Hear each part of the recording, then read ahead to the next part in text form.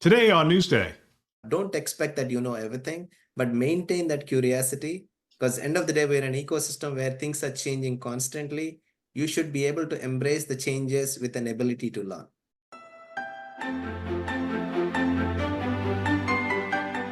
My name is Bill Russell. I'm a former CIO for a 16-hospital system and creator of This Week Health, where we are dedicated to transforming healthcare one connection at a time. Newsday discusses the breaking news in healthcare with industry experts, and we want to give a big thanks to our Newsday partners, ClearSense, SureTest, Tossite, Order, HealthLink Advisors, Cedars-Sinai, Rackspace, CrowdStrike, and Fortified Health. Now, let's jump right in. All right, it's Newsday, and today we are joined by PV SubbaRao, the SVP Global Healthcare and Life Sciences at Rackspace Technology. First time on the show. PV, welcome to the show. Thank you, Bill. Glad to be here with you. You and I have a history, so this isn't the first time we've met. We go back to your days at Dell. Were you there during the Perot days, or were you just, wow? Right around Perot Systems being bought by Dell and the transition, and then pretty much we became Dell Services. And we had a ride together, and an exciting ride, and super glad that I have got the privilege to work with you over the years in the past. Oh man, that was something else. So you were assigned to the St. Joe's account. We had just insourced from Perot. We had insourced it. What was that going to mean for Dell and the services? And we ended up doing an awful lot of services with you guys. And it was really broad too. We did things around imaging. We did things around desktop deployments. It was really broad. You guys brought a lot of services to bear, but now you're with Rackspace. Tell me a little bit about Rackspace and what Rackspace is doing in the healthcare space. That's right, Bill. We've done pretty interesting things, broad-based services. And again, the philosophy of what you brought in was, what can I do more with less? And that's pretty much really drove in terms of the partnership. But coming to the Rackspace ecosystem, we've been delivering value to our customers for about 25 years. We've been in the industry since 1998.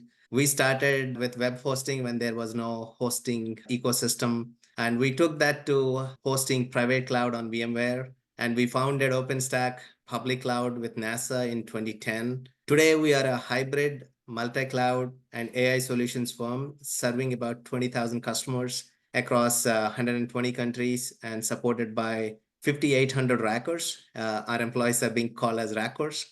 And we represent about 9,500 certifications across various cloud stack.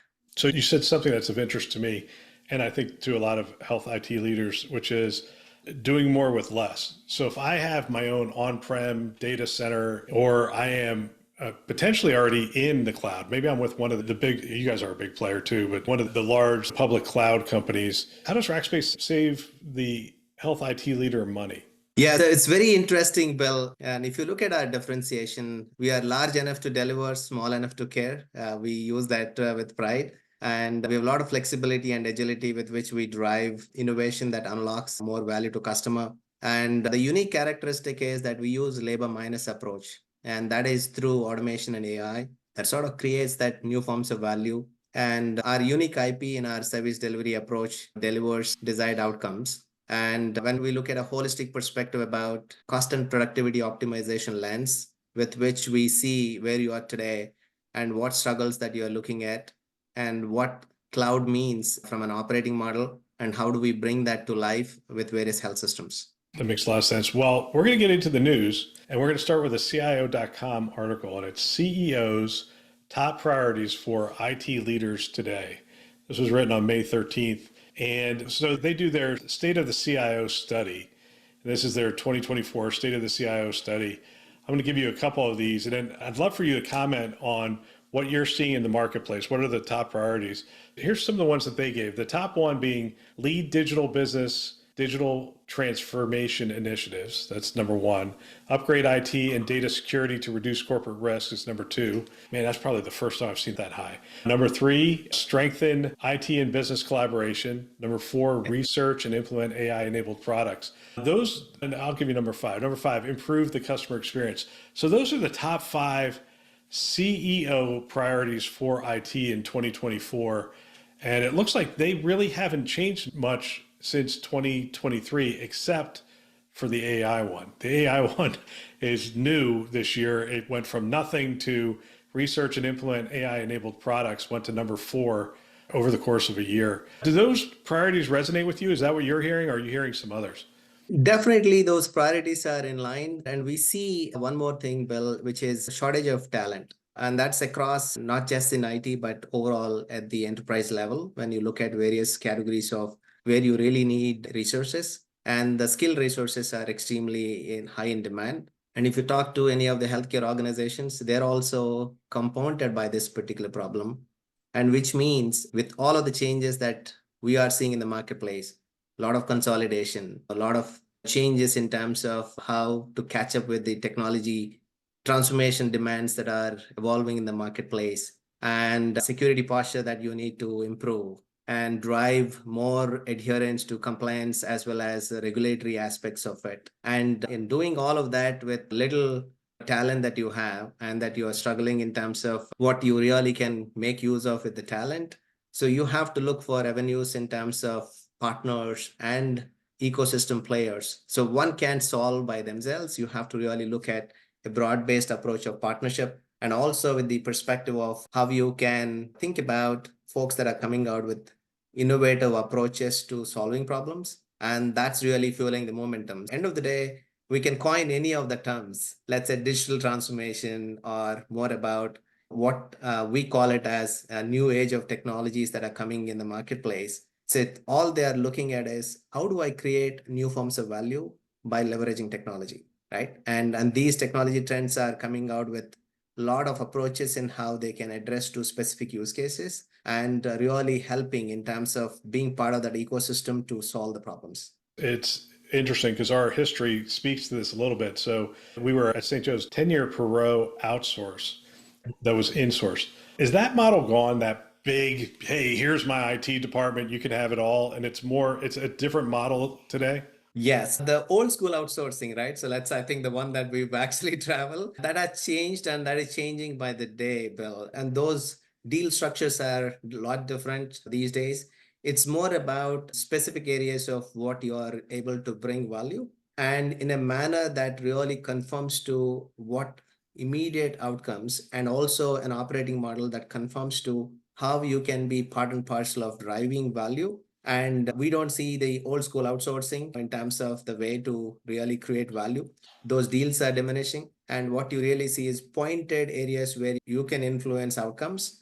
And for example, when you look at it, instead of 10-year outsourcing, when you look at, hey, I'm looking at my EMR and how can you really drive EMR as a service specific to what you can bring, confirmed with SLAs, confirmed with outcomes, and all the characteristics that you look at it. And with that kind of an outline, we have taken a point solution approach. The point solution is, hey, here are your immediate needs. Here are the problem areas that you're looking for. And this is what we can actually bring to the table. And then use that partnership to really expand for how you can drive incremental value once you are able to really create a value ecosystem for really driving what they're looking for. Example, we've started with this journey with the health systems. Everybody has various EMRs. So we took Epic-based customers, and then we said, like, we can actually use our horizontal services and then sort of bring the vertical enabled services on top of it to drive. So our Epic infrastructure managed services is a differentiated play today. And it sort of actually conforms to the way you can consume that service and be able to register incremental value in terms of speed, availability, as well as the performance that end users are looking for. And that way you are conforming to internal experience, end user experience, and that sort of translates to what you're offering to the communities. Interesting. Gosh, I want to go in a couple different directions here. We might spend the whole time on this topic. So it's sort of a best of breed. Gartner used to call it selective outsourcing, right? So it's finding the best partner for the best solution. I might call it best of breed, only to form the question. So best of breed outsourcing, whenever we do best of breed anything, it sounds good because you're like, yes, we're going to get the best partner for this specific thing. But then you could potentially split up your workloads across data centers you could have latency between them. You could have data sharing challenges. Best of breed creates potentially silos, architecture issues, latency, and then maybe the whole isn't as good, which is why people think that the wholesale outsourcing is going to work. Now, we know from experience it doesn't. I just want to be real clear before people send me emails. We know very well from experience that giving everything to one player rarely works out well. But how do we make sure that the best of breed works? Is the technology that much different now that we can ensure that the latency isn't there or the interoperability, say a Rackspace data center and an AWS data center? Can we architect that in? Very well said, Bill. The architect, right? So it's essentially the foundational architecture in which you wanted to run the organization has to be rock solid in the way of how you look at it. You make the architecture as evolving principles in terms of what you are looking at, where the way you look at it is the best of breed solutions can get plugged in with an underlying structure of not compromising the posture in which you want to deliver end services. And you have to have that architecture in a manner that is agile, flexible, and really be efficient in the way of how you cater to the business. And the best of breed players, when they bring their solutions, they should fit in terms of your underlying strategy and underlying architecture. And we see that to be much more effective and almost organizations. This is what your strategy used to be when we were working, where you were laying down the foundational architecture and guiding principles. Those drive the way you work with various ecosystem players. And that sort of enables you in terms of, hey, do I have a rock solid approach of what cloud means? We all know cloud is not just one thing in terms of, hey, I work with XYZ players. It is a combination of a private cloud, public cloud, and edge, right? So you will get to see a different facets of it. You should be in a position to have an operating model that actually plugs into that kind of an ecosystem. And latency is not a concern these days with the type of networking technologies that we have in the marketplace. And from a ability of data, you just have to look at the architecture of how your data flows are and how you are actually putting your interoperability strategy for really enabling that exchange and with an intent to drive your experience, overall end user experience that is not compromised in whatever shape or form. And it's all about the applications that comes down to, can the applications run within this particular architecture that I'm defining? Our beloved Keynote show has moved to Thursdays. Catch every episode weekly on our This Week Health Conference channel. Don't miss conversations with top health system leaders designed to transform healthcare one connection at a time. Subscribe to This Week Health Conference and stay updated every Thursday.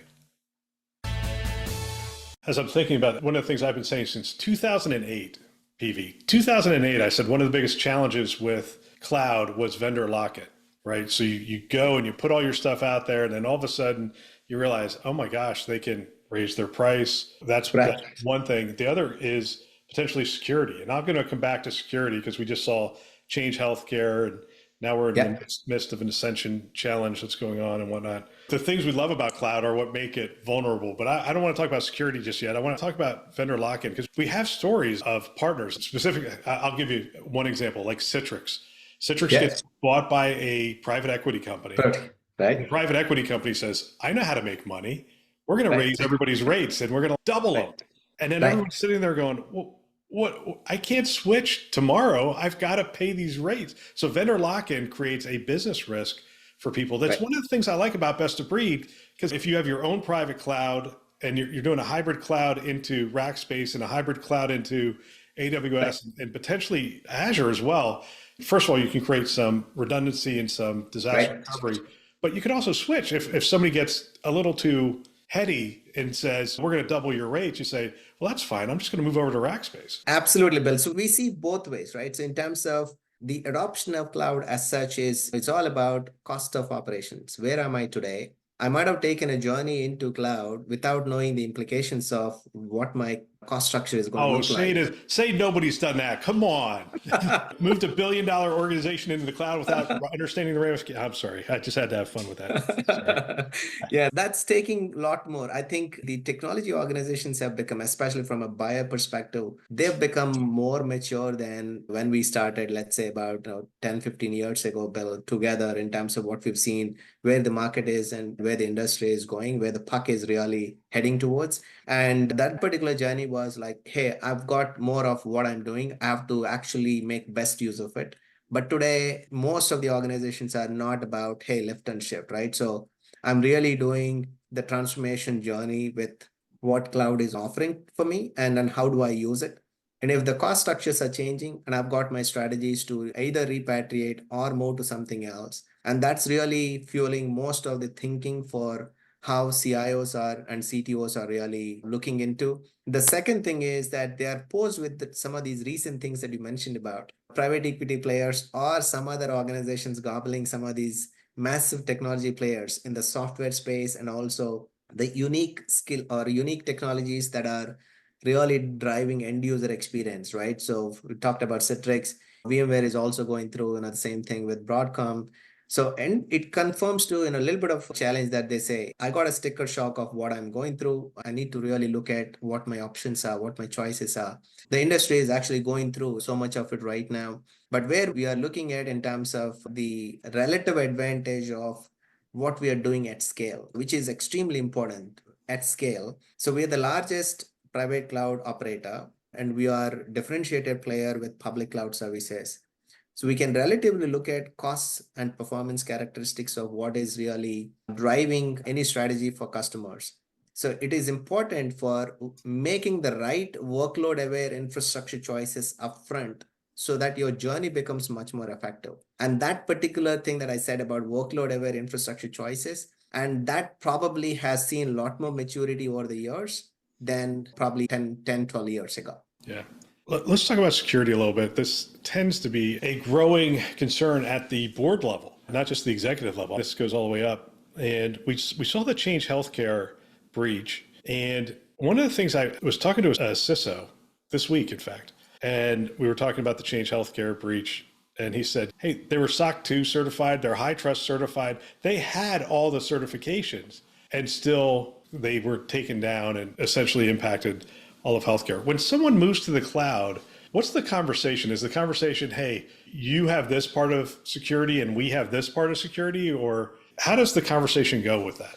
About the clarity of what controls are you managing up to, and in a vendor and in a buyer organization or a partnership organization, and even as a do-it-yourself type of an organization. So you have to look at recent ones that we've seen with Change or with Ascension Health. And some of the ones that we've seen, Bill, it's about the operating model of, are you actually feeling good about standards at the macro level? Are you actually looking at the workloads in terms of what my security vulnerabilities are? Which means, what's your change management strategy? What is your patching strategy? How diligent are you in confirming to a strategy of what you're looking at it? Are you following N-1? Are you at the current levels of where it needs to be?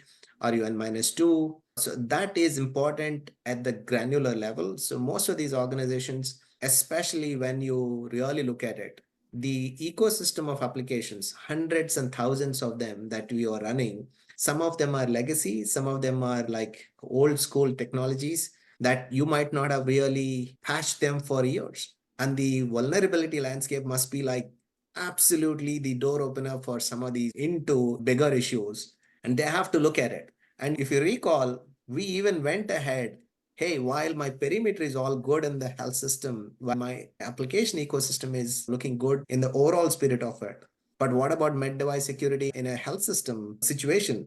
So are there network devices that are old that I'm not really controlling? How will that entry really create a vulnerability for me? Aspects like that. Attention to details about overall posture of where you need to be, what is your current state, what are the gaps, and what level you should operate.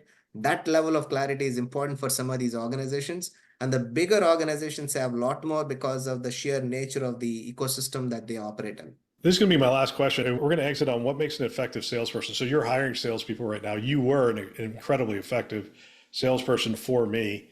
As you can imagine, as I tell people, I was a fairly arrogant individual when I was CIO at St. Joe's, and there was a lot of salespeople. I was like, just get out of my office. You have nothing to, there's no conversation that you're going to be able to have with me. And you were in my office a fair amount. We whiteboarded together and talked through things. Right. But now you're hiring salespeople, and sales in healthcare is a very distinct animal. And I'm looking at these CEO priorities for IT. And this was happening to me when I was CIO at St. Joe's, which was more and more of my priorities were at the business level. And so because we were large enough, we were 6.5, 7 billion, I was more and more saying to people, hey, you know what, meet with my VP of infrastructure, like the Cisco rep. I remember saying to the Cisco rep, I don't want to talk to you anymore. Meet with him. He will talk to me. And if the architecture makes sense, I'll just approve it. And these business priorities are interesting because you started this conversation with a business priority. You're like, hey, we're helping organizations to reduce their spend. They're struggling. And that's one of the things in here. Reduce and rationalize IT spending is one of the top priorities for CEOs. What are you looking for in a salesperson for healthcare?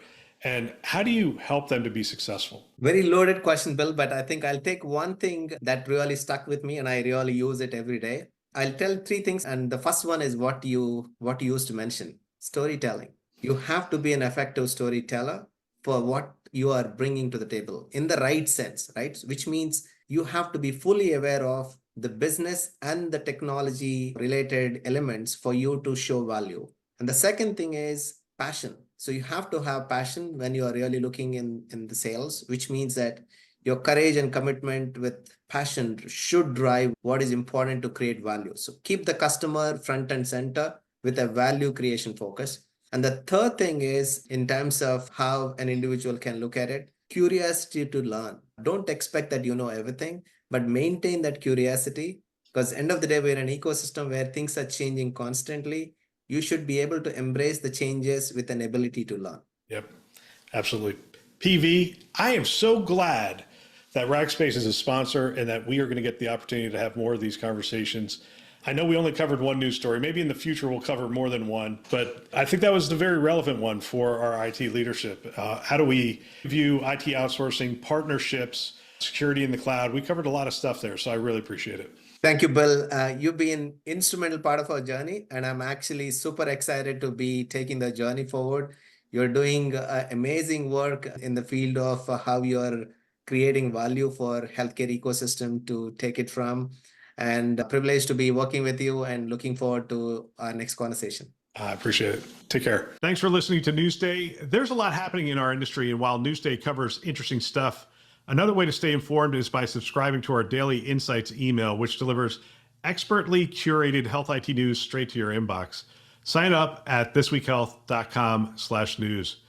Big thanks to our Newsday sponsors and partners, ClearSense, SureTest, Tossite, Order, HealthLink Advisors, Cedars, Sinai, Rackspace, CrowdStrike, and Fortified Health. You can learn more about these great partners at thisweekhealth.com/partners. Thanks for listening. That's all for now.